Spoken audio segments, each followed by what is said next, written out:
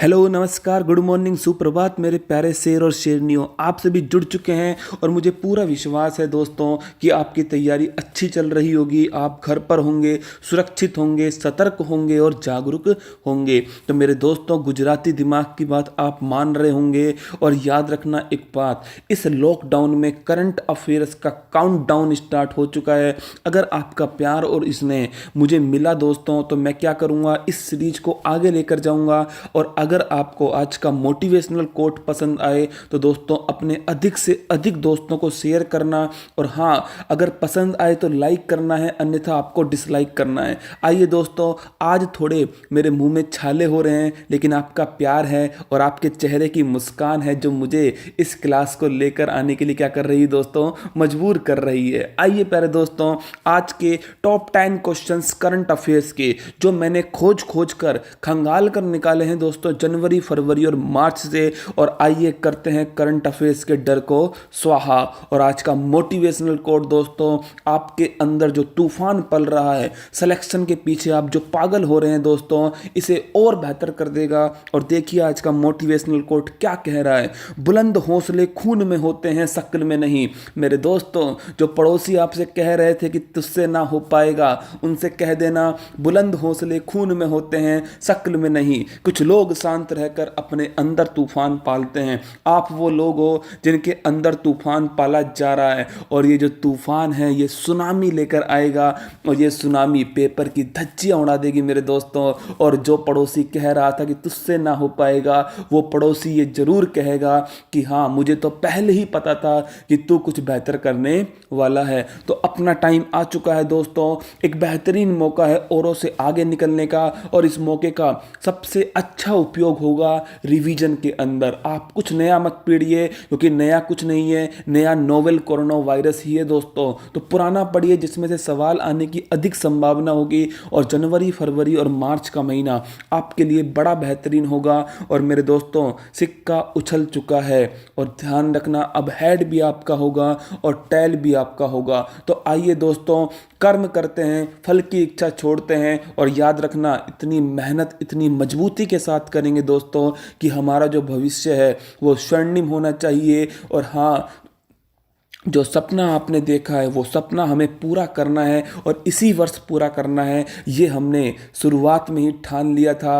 और जब हम एक बार ठान लेते हैं तो दोस्तों फिर अपने आप की भी नहीं सुनते। तो आइए अपने चेहरे पर मुस्कान लेकर आइए। और आपके चेहरे पर जो मुस्कान है दोस्तों, याद कीजिए भूरियों को। हाँ, भूरियो 24 लो आवेला और 25 लो जावेला। मेरे दोस्तों, इसी प्रकार अपने चेहरे पर मुस्कान रखिए। और हाँ, ये 15-20 मिनट की वीडियो को बड़े आराम से समझिएगा और इसको बार बार सुनिएगा, क्योंकि दोस्तों ये क्लास दिल से दिल तक की क्लास है। और मैं पूरी कोशिश करूँगा आपको कि हर महत्वपूर्ण पॉइंट को मैं आपके सामने कवर कर सकूँ। तो देखिए आज का पहला सवाल, हर सवाल फूल पत्ती वाला होगा दोस्तों, आपका दिल गार्डन गार्डन हो जाएगा ये 10 सवाल सुन करके।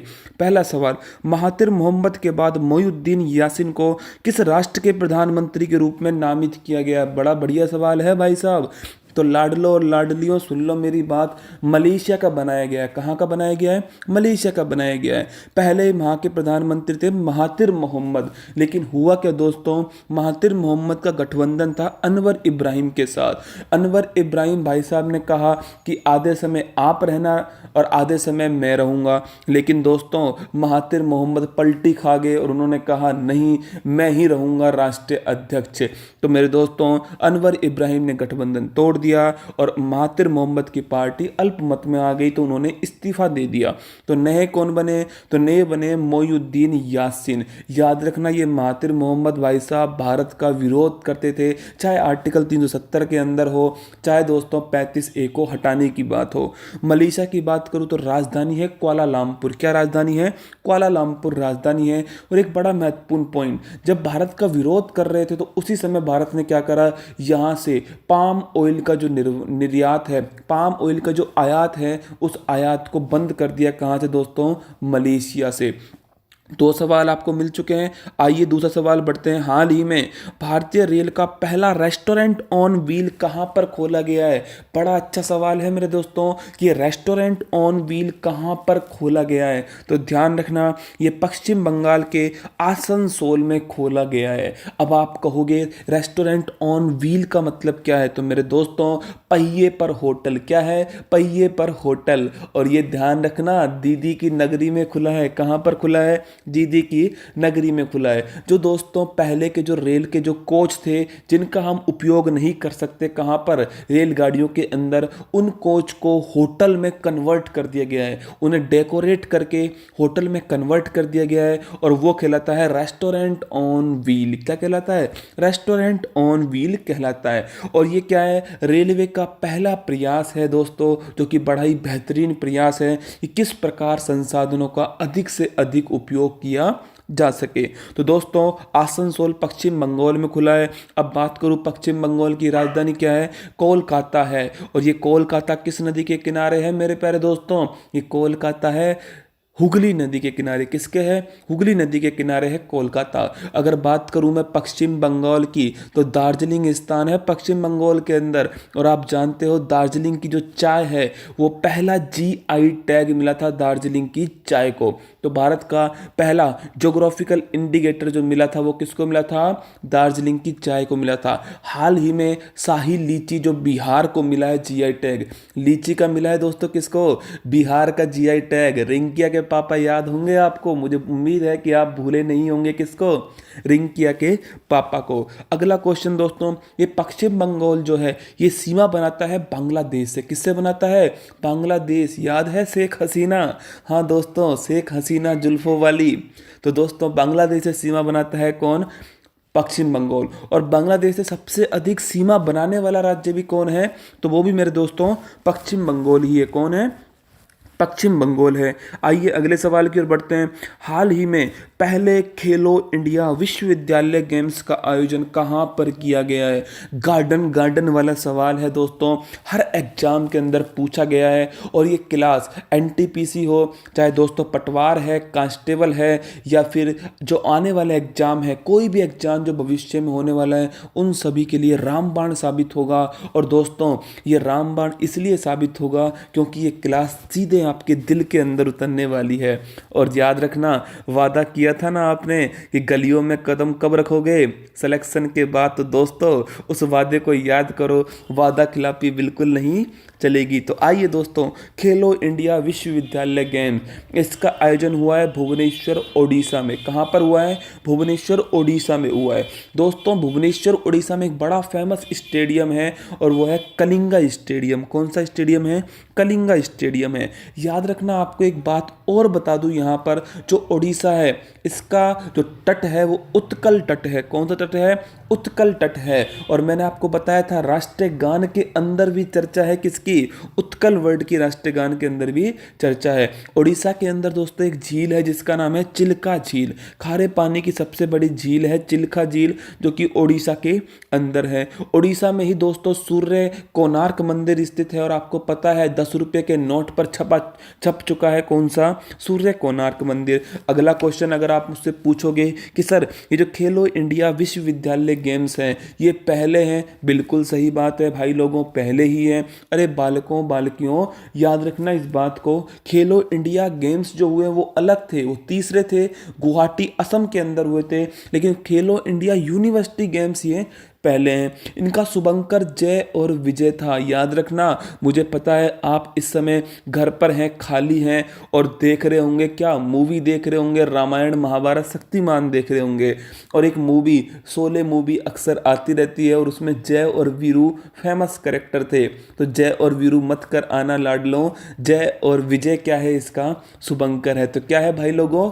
जय और विजय इसका शुभंकर है। और शेरनियों, एक बात याद रखना आप सभी, कि आपसे पूछ ले कि इसमें कौन प्रथम स्थान पर आया है, तो चंडीगढ़ यूनिवर्सिटी पंजाब की इसमें पहले स्थान पर आई है। और सावित्रीबाई फुले यूनिवर्सिटी पुणे की इसमें दूसरे स्थान पर आई है। दोनों सवाल बड़े महत्वपूर्ण हैं। शुभंकर जय और विजय है। और याद रखना, चंडीगढ़ यूनिवर्सिटी जो पंजाब की है वो पहले स्थान पर है और सावित्रीबाई फुले यूनिवर्सिटी दूसरे स्थान पर है। आइए अगले सवाल की ओर। मेरे कुछ साथी सोच रहे होंगे कि सर इतनी जल्दी जल्दी कैसे लिखेंगे हम। मेरे दोस्तों, आपको जल्दी जल्दी नहीं लिखना है। आप एक बार वीडियो को सुनिए, फिर अपने दिल के अंदर उतारिए। और दोस्तों, इसकी पीडीएफ भी मैं आपको उपलब्ध कराऊंगा, चिंता मत कीजिए। आप क्या करना है आपको कि आपको पॉज कर करके इसको सुनना है और फिर लिखना है।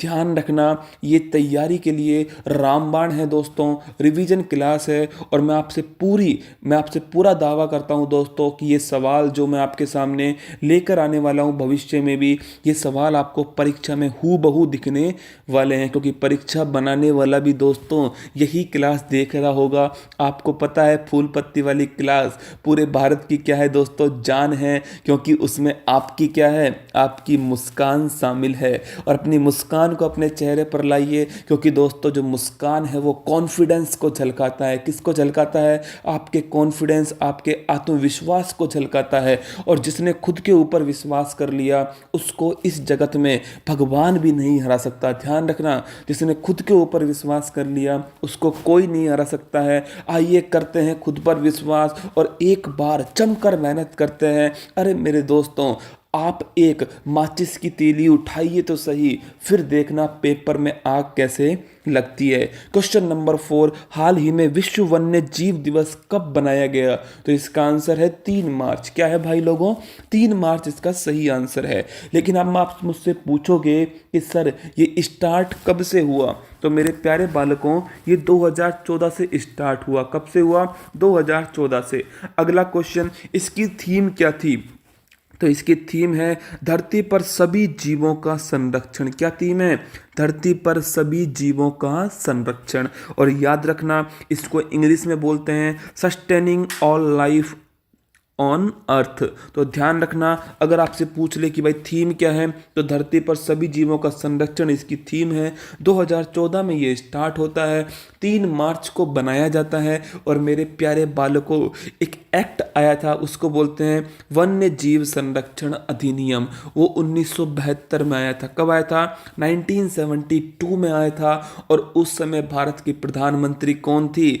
इंदिरा गांधी थी। एक शेरनी थी दोस्तों, और जो शेरनी ने दहाड़ा, तो आपको पता है शेरनी के दहाड़ने पर नापाक इरादों वाले पाकिस्तान ने बांग्लादेश से कहा अब तुम आजाद। क्या कहा? अब तुम आजाद। 1971 का समय आपको याद होगा दोस्तों, जब बांग्लादेश को, जब पोते को बेटे से अलग कराया किसने दोस्तों?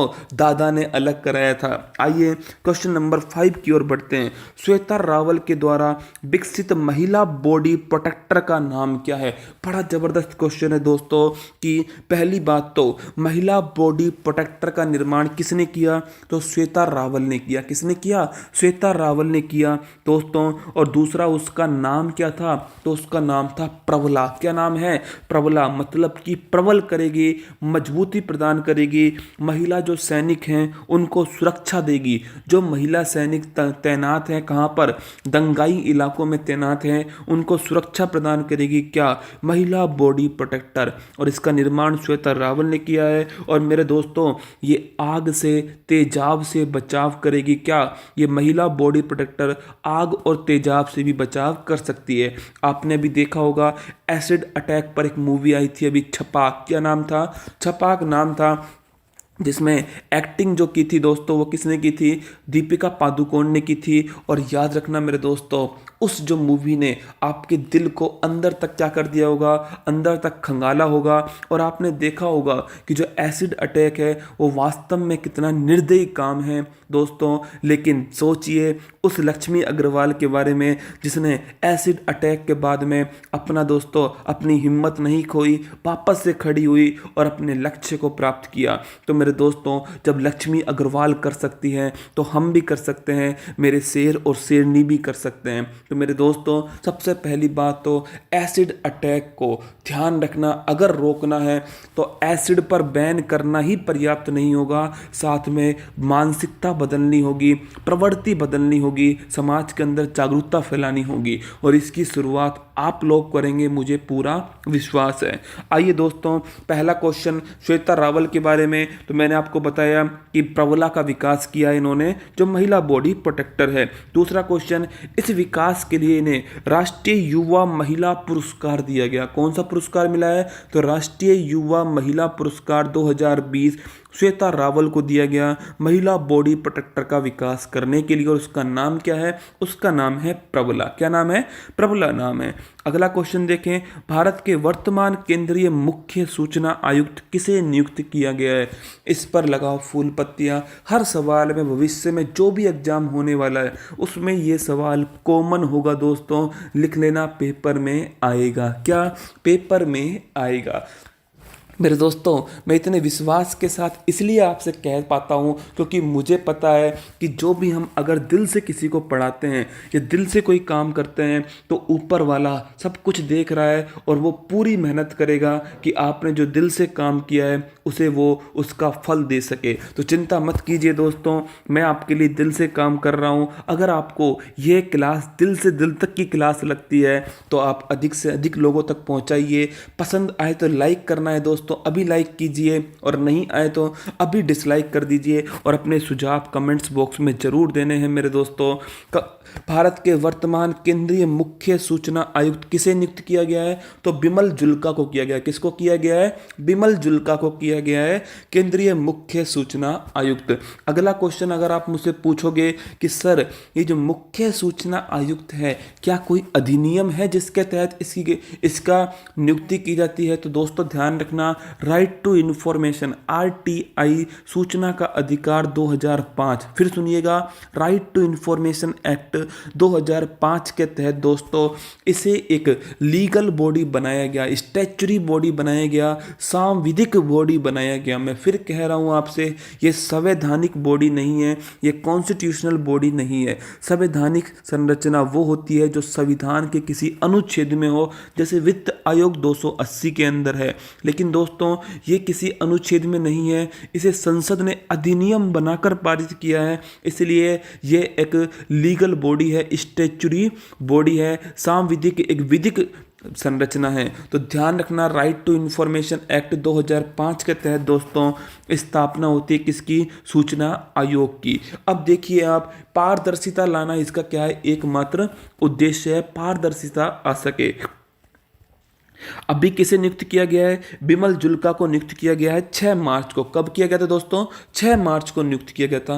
किसके स्थान पर? तो इससे पहले जो थे वो थे सुधीर भार्गव। अच्छा क्वेश्चन है, सुधीर भार्गव इससे पहले थे। अब आपके लिए एक सवाल है, इसका आंसर आपको कमेंट्स बॉक्स में देना है कि भारत के पहले मुख्य सूचना आयुक्त कौन थे?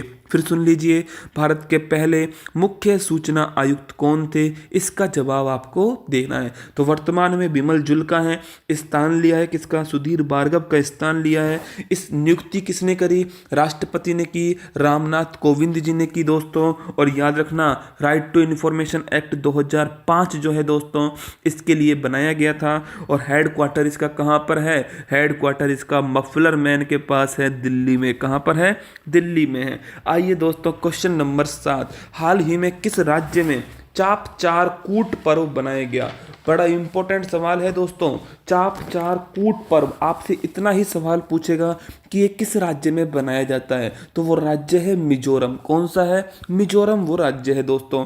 अगला क्वेश्चन कि भाई मिजोरम की राजधानी क्या है? आइजोल है। क्या है? आइजोल है। अगला क्वेश्चन, समुदाय कौन सा है? तो मिजो समुदाय है, इसीलिए इसका नाम है मिजोरम। क्या नाम है? मिजोरम है। 2 दिवस का प्रोग्राम होता है। कितने दिवस का है भाई लोगों? 2 दिवस का प्रोग्राम है ये। और आप, मुझे उम्मीद है, रामायण, महाभारत और शक्तिमान का पूरा आनंद ले रहे होंगे दोस्तों। आपने देखा होगा राम भगवान के बारे में, भरत के बारे में आप सभी आनंद ले रहे हैं। उधर महाभारत चल रही है। और मेरे दोस्तों, बाबू सोनाओ, सभी से मैं निवेदन कर रहा हूं कि कोई बाहर ना निकले, क्योंकि बाबू जो है वो क्या हो जाएगा? बाबू लाल हो जाएगा। क्योंकि बाहर दोस्तों, बाहर कौन है? बाहर हमारे रक्षक खड़े हुए हैं। और ध्यान रखिए, उन रक्षकों को एक बात की अनुमति है कि वो आप सभी को सुरक्षित रखें और वो अपना कार्य पूरी ईमानदारी के साथ कर रहे हैं। तो ध्यान रखना, बाबू सोना और सभी अंदर रहना, क्योंकि बाबू का बाबू लाल हो जाएगा बाहर निकलते ही। दोस्तों टैटू बना देगी कौन? सरकार जो है, जो पुलिस है वो टैटू बना देगी। आइए दोस्तों अपने चेहरे पर मुस्कान लाइए। ये सब हंसी की बातें हैं जो ही इस क्लास को क्या बनाती हैं, एक इंटरेस्टिंग क्लास बनाती हैं, आपके दिल तक को उतारने की कोशिश की जाती है। अगला क्वेश्चन कि ये जो उत्सव है ये 2 दिन का होता है। कितने दिन का होता है? 2 दिन का होता है। आपको बड़ा महत्वपूर्ण पॉइंट बता रहा हूं, कूट का मतलब क्या होता है? त्योहार होता है। क्या होता है? त्योहार होता है। चाप चार जो है दोस्तों, इसका मतलब होता है कि जंगल को जलाकर खेती के लिए तैयार करना और मानसून का इंतजार करना, ये होता है चाप चार। तो दोस्तों चाप चार का मतलब क्या है? जंगल को जलाकर खेती के लिए तैयार करना और मानसून का इंतजार करना, यही क्या है? चाप चार है। और एक पॉइंट को याद रखना दोस्तों, जंगल को जलाकर जो खेती की जाती है उसे बोलते हैं झूमिंग खेती। क्या बोलते हैं उसे बोलते हैं दोस्तों झूमिंग खेती। और दक्षिणी राजस्थान वालों, इसमें झूमिंग खेती को दक्षिणी राजस्थान में कहते हैं वालरा। क्या कहते हैं? वालरा कहते हैं। आरएस और पटवार के अंदर ये सवाल पूछा गया है। आप पूछेंगे कि सर कैसे सवाल आते हैं एग्जाम में? मैं आपसे फिर कह रहा हूँ, फूल पत्ती वाले सवाल ही आते हैं एग्जाम में। आपको अपना एग्जाम पेपर जब सामने आएगा, मैं वादा करता हूँ दोस्तों, आपको भूरिया भी याद आएगा, आपको विश्व का चौधरी भी याद आएगा, फूल पत्ती भी याद आएगा, गुजराती दिमाग याद आएगा, चाणक्य याद आएगा, ये सभी आपको पेट्रोल पंप तक याद आएगा। मैं आपसे वादा करता हूँ, बस आप बड़े दिल के साथ में क्लास को सुनिए और अगर आपको पसंद आए तो आपको क्या करना है? अधिक से अधिक लोगों तक पहुँचाना है। अब अगला क्वेश्चन आपसे पूछ ले कि चल झूमिंग खेती हो गई है दोस्तों, कि भाई चापकार का मतलब क्या है और कूट का मतलब क्या है। क्या कुछ मिजोरम के बारे में जान लेना चाहिए? बिल्कुल जानना चाहिए। जो सीएम है, जो मुख्यमंत्री हैं, वो है जोरामथांगा। कौन है? जोरामथांगा मिजोरम के मुख्यमंत्री हैं। लोकसभा की 1 सीट है भाई लोगों, और राज्यसभा की भी कितनी सीट है? 1 सीट है। और मिजोरम के अंदर मरलेन, कौन सा? मरलेन राष्ट्रीय उद्यान है। कौन सा है दोस्तों? मरलेन राष्ट्रीय उद्यान है। 2 मिनट में कुछ नेशनल पार्क आपको वापस से रिवाइज कराता हूं। गायत्री मंत्र की मुझे पूरी उम्मीद है कि दोबारा क्लास लेकर आनी पड़ेगी, क्योंकि मुझे दोस्तों, मैं आपको बार बार उस समय रिवाइज करा रहा था, तब आप मुझसे कहते थे कि सर बार बार क्यों कह रहे हो। दोस्तों उसका मेहनत आपको अब समझ में आएगी कि मैंने आपको 8-10 दिन रिवाइज नहीं कराया और आपके दिमाग में से क्या हो चुका है? साफ हो चुका है। अरे हंसिए मत, ये बिल्कुल सही बात है। याद कीजिए दोस्तों, राजस्थान, केवलादेव रणथंबोर, और केवलादेव रणथंबोर कहाँ पर है? राजस्थान में है। गुजरात में ब्लैक बक गिर नेशनल पार्क गुजरात के अंदर है। और मेरे दोस्तों महाराष्ट्र में संजय गांधी नेशनल पार्क है। कर्नाटक में बांदीपुर, नागरहोल और बन्नेरघट्टा है। केरल के अंदर है कौन सा? केरल के अंदर दोस्तों बताइए, जल्दी से बताइए, केरल में कौन से राष्ट्रीय पार्क हैं? कुछ याद आ रहा है या नहीं आ रहा है आपको? तो कोशिश कीजिएगा। सारे राष्ट्रीय पार्क में गायत्री मंत्र के रूप में एक बार पुनः लेकर आ जाऊंगा। आप चिंता मत कीजिए दोस्तों, मैं पुनः लेकर आऊंगा, ठीक है। अगला क्वेश्चन देखिए, हाल ही में हॉर्स ट्रेडिंग शब्द किस राज्य में राजनीतिक उथल पुथल के कारण चर्चा में रहा? हॉर्स ट्रेडिंग दोस्तों, घोड़े का व्यापार। किसका व्यापार है ये? घोड़े का व्यापार है। अब आप समझ लीजिए यहाँ पर घोड़े क्या हैं दोस्तों? इसका मतलब है एमएलए और एमपी जो हैं, इनकी खरीद फरोख्त। और ये क्यों चर्चा में आया? तो महाराज के कारण आया, क्योंकि महाराज किस में चले गए उछल करके? शिवराज के खेमे में चले गया। तो दोस्तों मध्य प्रदेश की बात है, वहां पर ज्योतिरादित्य सिंधिया जो कांग्रेस के कद्दावर नेता थे, वो पार्टी छोड़ करके बीजेपी में कमल में शामिल हो गए। तो मेरे दोस्तों इस कारण जो उनके समर्थक जो भी एमएलए थे, वो सभी उनको उठाकर कहाँ ले गए? कर्नाटक ले गए। अब ये चलता है खरीद फरोख्त। तो दोस्तों ये खरीद फरोख्त वर्ड किसके लिए आया है? एमएलए और एमपी के खरीद फरोख्त के लिए आया है हॉर्स ट्रेडिंग वर्ड। आपसे अगर पूछ ले कि वर्तमान में कौन मुख्यमंत्री हैं, तो दोस्तों कमलनाथ की सरकार गिर चुकी है। और मैंने आपको बहुत बार कहा था कि अगर बहुमत सिद्ध करने की बात आती है तो कमलनाथ बहुमत सिद्ध नहीं कर पाएंगे, क्योंकि 22 विधायकों ने इस्तीफा दे दिया था दोस्तों।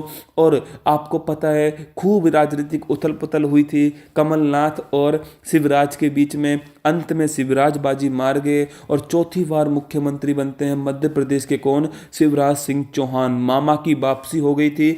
अगर मैं बात करूं दोस्तों, मध्य प्रदेश की 230 सीट है। कितनी है? 230 सीट है। टाइगर स्टेट कहते हैं। बारहसिंगा जो है दोस्तों, ये यहाँ का क्या है? बारहसिंगा यहाँ का राजकीय पशु है। और कान्हा और पन्ना याद होगा आपको। कान्हा और पन्ना कहाँ पर है? राष्ट्रीय पार्क मध्य प्रदेश में है दोस्तों। कौन सा?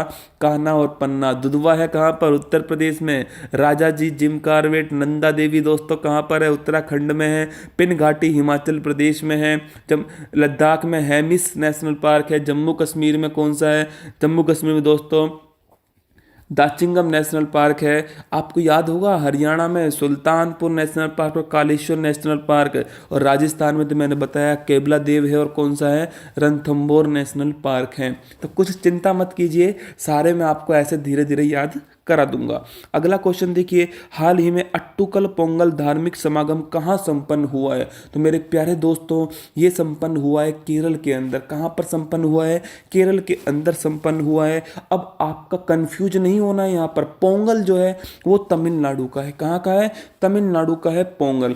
और दोस्तों 14 जनवरी के आसपास स्टार्ट होता है। कौन सा? पोंगल स्टार्ट होता है। पोंगल की शुरुआत होती है भोंगी पोवल से। तो भोंगी पोवल जो है इससे स्टार्ट होती है और कन्या पोंगल पर समाप्त होता है पोंगल त्योहार। 4 दिन का है। भोगी पोंगल से स्टार्ट होता है और कन्या पोंगल पर समाप्त होता है पोंगल का त्योहार। अब अट्टुकल पोंगल दोस्तों केरल में है। महिलाओं का सबसे बड़ा धार्मिक समागम है। कौन सा? अट्टुकल पोंगल। और दोस्तों याद रखना है, इसमें जो पोंगल वर्ड है इसका मतलब है नारियल, दूध, नारियल, गुड़ और चावल जो है इससे बना पकवान। मुंह में पानी आ गया ना? हाँ मेरे दोस्तों, मुंह में पानी आ गया।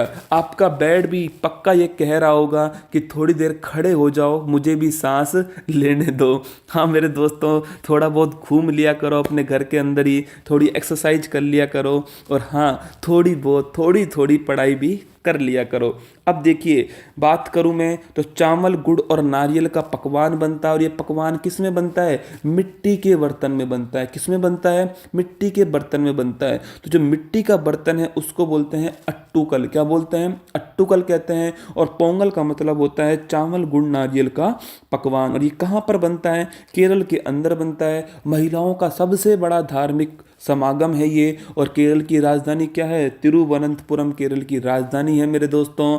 और आइए क्वेश्चन नंबर 10 की तरफ आता हूं। T20 महिला क्रिकेट विश्व कप 2020 का खिताब किसने जीता? तो मेरे दोस्तों कंगारुओं ने जीता। किसने जीता? कंगारुओं ने जीता। ऑस्ट्रेलिया ने जीता। यह वर्ल्ड कप भी ऑस्ट्रेलिया के अंदर ही हो रहा था। और याद रखना है आपको, ऑस्ट्रेलिया ने किसको हराया? ऑस्ट्रेलिया ने भारत की शेरनियों को हराया। और याद रखना है ऑस्ट्रेलिया की जो कप्तान थी वो थी लैंगिंग। कौन थी? लैंगिंग जो थी कप्तान थी। और भारत की कप्तान थी हरमनप्रीत कौर। कौन थी? हरमनप्रीत कौर जो थी वो भारत की कप्तान थी। दोस्तों ऑस्ट्रेलिया ने ये 5वीं बार जीता है। बड़ा इंपॉर्टेंट क्वेश्चन है। 5वीं बार जीत चुके हैं कंगारू T20 महिला क्रिकेट विश्व कप को। और याद रखना मेरे दोस्तों यहीं पर कि इसका जो फाइनल मैच है वो 8 मार्च को हुआ था। कब हुआ था? 8 मार्च को हुआ था।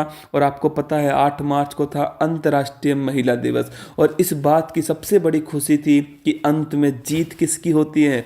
अंत में जीत महिला की ही होती है दोस्तों। तो ध्यान रखना है, हमें हमारी टीम को प्रमोट करना है। और हाँ उन्होंने इतना बेहतरीन काम किया कि वो फाइनल तक पहुंची हैं दोस्तों। इसी प्रकार मैं आपसे भी कहता हूं कि कभी भी हार मत मानना, क्योंकि हो सकता है कि आपका जो अगला प्रयास हो वही आपको कामयाबी पर पहुंचा दे। कभी हार नहीं माननी है दोस्तों, क्योंकि अगर आप हार गए तो मैं भी आपको नहीं जिता पाऊंगा। और जब तक मैं आपके सामने हूं, जब तक मेरा चेहरा आपके सामने है और जब तक मेरी आवाज़ आपके दिल के अंदर है तो मैं आपको हारने दूंगा भी नहीं दोस्तों।